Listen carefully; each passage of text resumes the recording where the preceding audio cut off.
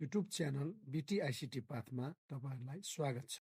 फेरि पनि आज म तपाईहरुलाई विद्यालय शिक्षकहरूको यो तलब स्यालेरी सेटअप कसरी गर्ने भन्ने भिडियो लिएर आएको छु।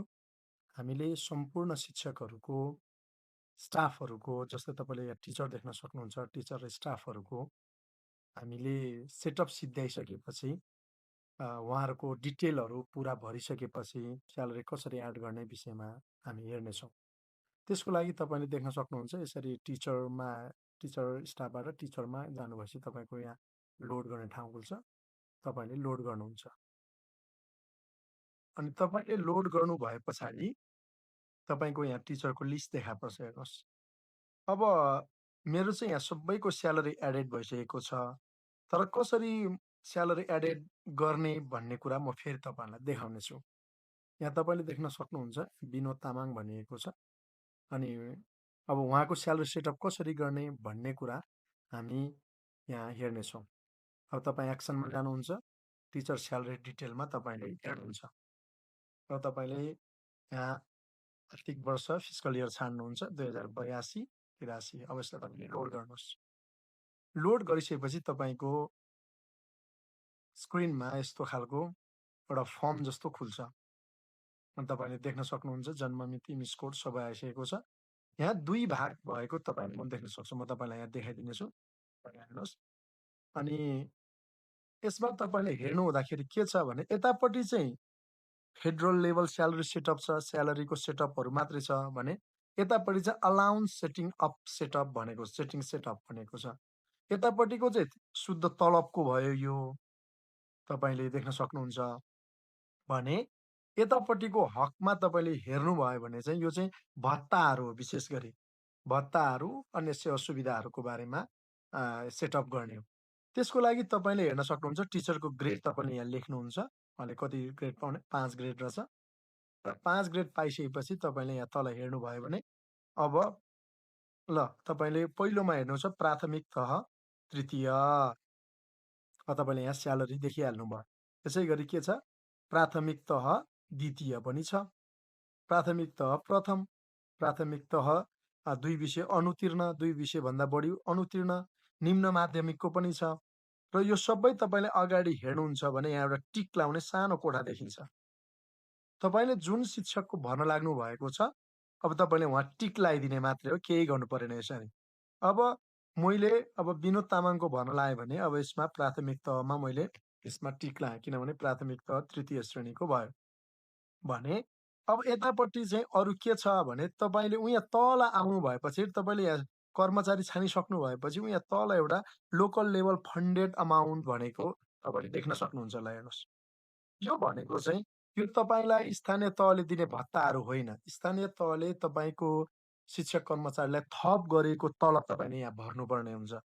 जस्तै मेरो त स्थानीय त इन्द्रावती गाउँपालिका हो भने इन्द्रावती गाउँपालिकाले चाहिँ केमा तलब थप गरेको छ भने जस्तै कार्यालय सहायक अथवा विद्यालय कर्मचारीलाई तलब थप गरेको छ।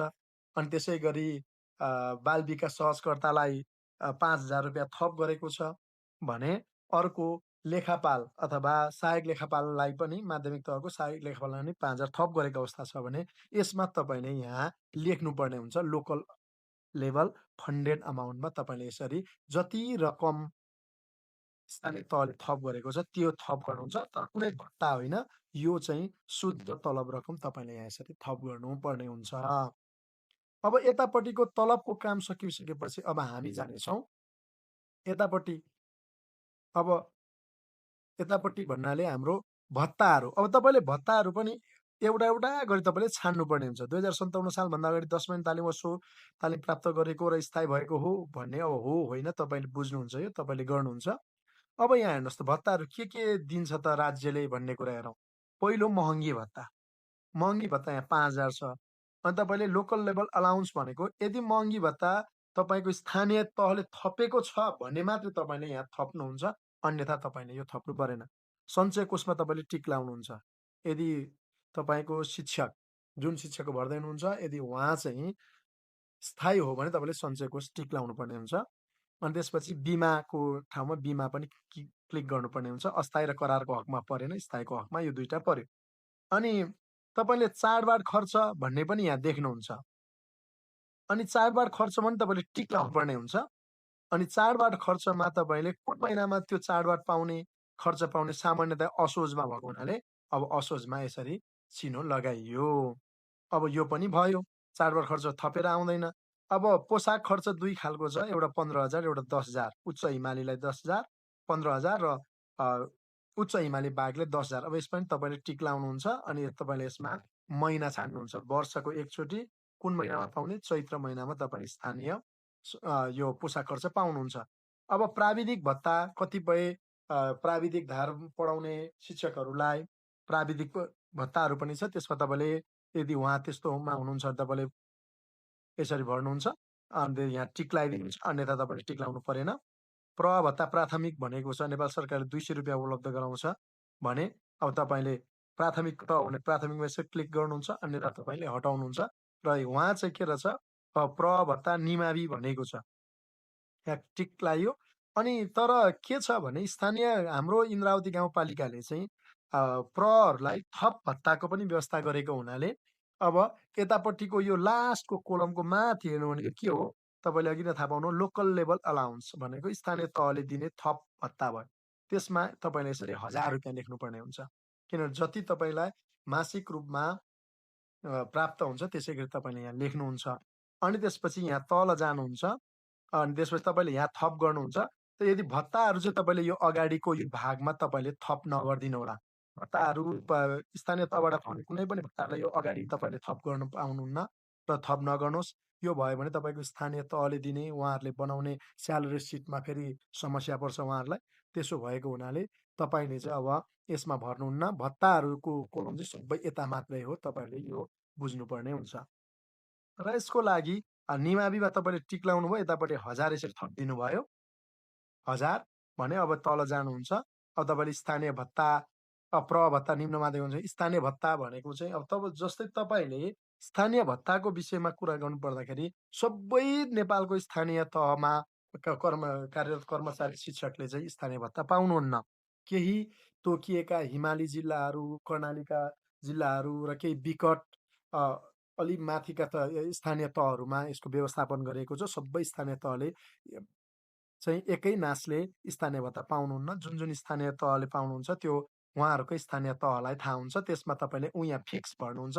यो चाहिँ फेडरल अथवा सङ्घीय स्थानीय भत्ताहरू हो। यो तपाईँको पालिकाले अथवा स्थानीय तहले थप गर्ने अवस्था छैन। र त्यो बाहेक अन्य कुनै भत्ताहरू वार्षिक रूपमा पाउने, मासिक रूपमा पाउने छ भने तपाईँले यहाँ टिक लाउनुहुन्छ भने अन्य सङ्घीय भत्ता बाहेक भनेको छ, यसमा पनि तपाईँले यसरी टिक लाउनुहुन्छ। यदि कुन कुन भत्ता पाउने भन्ने कुरा तपाईँले निर्क्युल गरिसकेपछि यसरी तपाईँले भर्न सक्नुहुन्छ। अब यसलाई मैले अपडेट गरेपछि स्यालेरी स्टाफ अकाउन्ट सेटअप चाहिँ एडेड भइसकेको छ।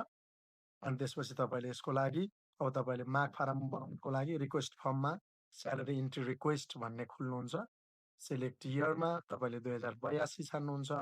अन्तमा तपाईँले अब कार्तिकबाट सुरु हुने छ अब मेरो चाहिँ, मैले त्यही भएर यहाँ लेखेँ भने तपाईँले हेर्न सक्नुहुन्छ। ल सबैको यसरी आउँछ। ल हेर्नुहोस्, यो यसरी सबैको प्यान नम्बर सहित होइन स्थानीय तहबाट पाउने रकम तपाईँले हेर्नुहोस्। अनि यहाँ प्रवाह भत्ता चाहिँ यहाँ कति देखिएको छ भने तपाईँले देख्न सक्नुहुन्छ 1300। तर यो 1300 सङ्घीय सरकारबाट पाउने होइन। 300 रुपियाँ स्थानीय तहबाट सङ्घीय सरकारबाट भने 1000 रुपियाँ चाहिँ तपाईँलाई स्थानीय तहले उपलब्ध गराउँछ। र यहाँ 1300 रुपियाँ देखे तापनि स्थानीय तहको उहाँहरूको सेटअपमा चाहिँ त्यो 300 र 1300 छुट्टा छुट्टै देखाउँछ। यसको लागि तपाईँले धेरै सेटअप गर्नु पर्दैन। यसरी सेटअप गर्नुभयो भने तपाईँको स्यालेरी हुन्छ। र कस्टम गर्नुपर्ने तपाईँले दिन, यदि कुनै शिक्षकले पुरा महिना काम गर्नुभएको छैन, स्वरः हुनुभएको छ, नयाँ नियुक्ति हुनुभएको छ, तपाईँले यहाँ दिन पनि क्यालकुलेसन गर्न सक्नुहुन्छ। यसरी 15 दिनको मात्र पनि स्यालेरी दिन सक्नुहुन्छ। 15 दिनको स्यालेरी हुने बित्तिकै हेर्नुहोस् यहाँ घटिसकेको छ मेरो 30। यसरी तपाईँले यो स्यालेरी सेटअप गर्न सक्नुहुन्छ। र स्यालेरी सेटअप सकिसकेपछि तपाईँले यसरी सेभ गर्न सक्नुहुन्छ। हस्त, धन्यवाद।